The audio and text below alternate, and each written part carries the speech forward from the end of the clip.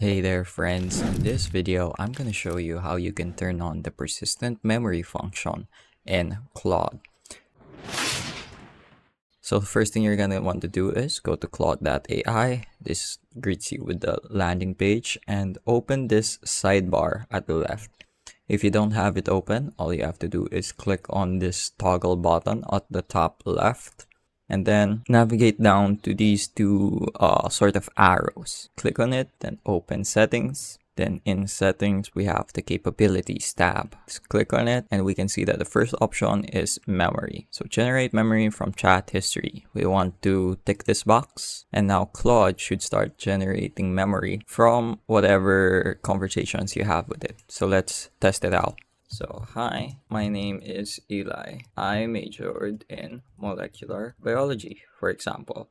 Kindly remember this for future conversations. So that way you can make Claude remember specific details and tailor responses fit for your needs. So there we go. It says added memory. So let's try out asking it in a new chat.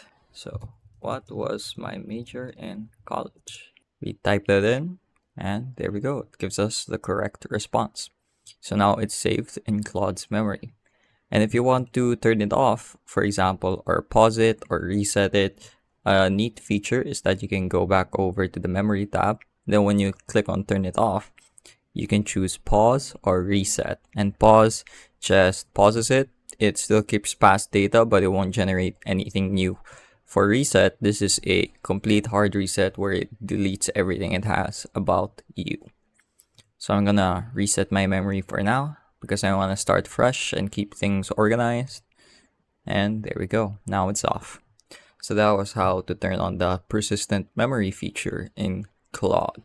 I hope you were able to learn something new and thank you for watching.